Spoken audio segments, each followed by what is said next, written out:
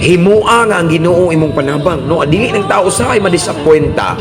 Sometimes madisappointa tungod kay nga atong pagsalig ang source atong panabang ang tao. Ang tao nga professional, ang tao nga sige hatag na to. Sige hatag na to, sponsor na to. Nabitaw ubang mga pastor lagad sa Ginoo nga na mga sponsor, ako ginang parangkahan o gayo. No? Dili ibot pasabot mga igsoon kay way sponsor ko, ako na lang silang no.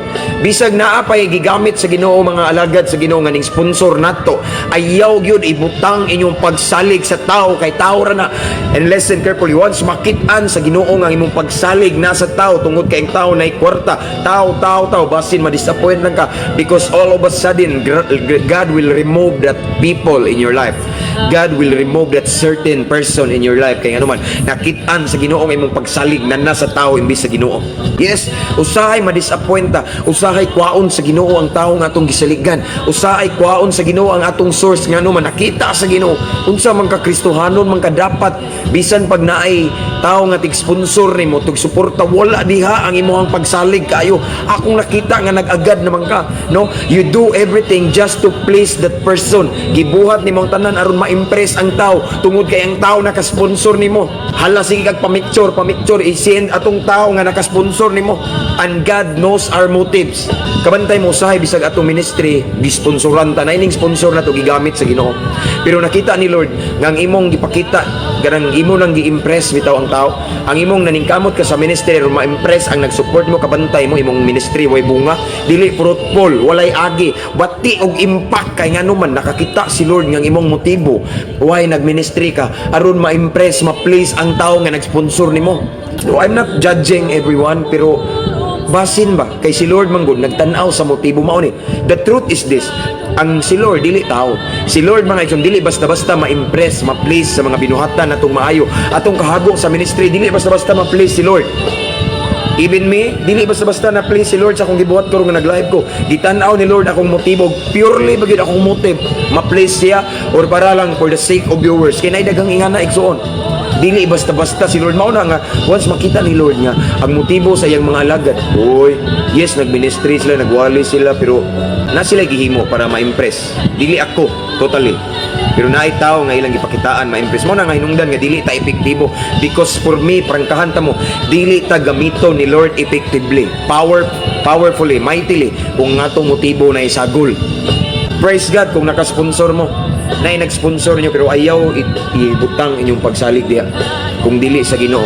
Mao ni gingong ni David mga igsoon, ang akong panabang, no? Si David wa nagsalig sa iyang bandi, hari siya, pero wa siya nagsalig sa iyang kabtangan.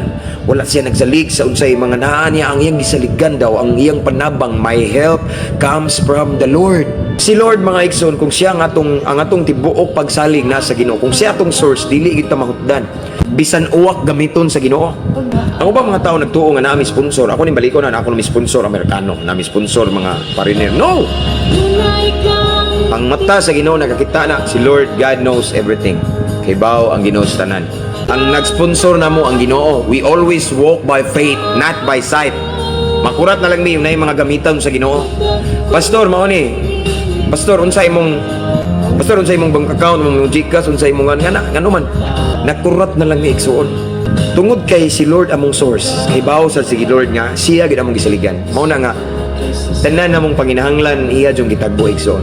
Once ang atong pagsalig mga igsoon sa Ginoo kanunay, dili ta ma-disappoint. Ang tao ma-disappoint, tao ra man na. Ani mga igsoon, siman ini bisan unsa ang tao kakasaligan, no matter how you trusted that person well, tungod kay kasaligan gid siya, and then tan-aw nimo suod mo kaayo, pero timan tao ra gid na siya. Ug ang nature sa tao igsoon dili gyud na perfect. Amen. Ang tao mugawas gyud na iyang pagkatawhanon. Amen. Naagyo na iyang pagkatawhanon labi na time nga weak siya, problemado, basin mausab siya nimo. Mao na ma-disappoint ka kay dako kay mong pagsalig ng tawhana pero sultian ko kamo igsoon. Ang nindot saligan nga dili ka pasagdan, dili ka biyaan. Ang nindot saligan igsoon nga dili ka ma-disappoint, dili ka pasagdan si Lord. Ang tao mga igsoon mamiya din na, normal na. Ang tao mausab, mulubad na. Pero si Lord never.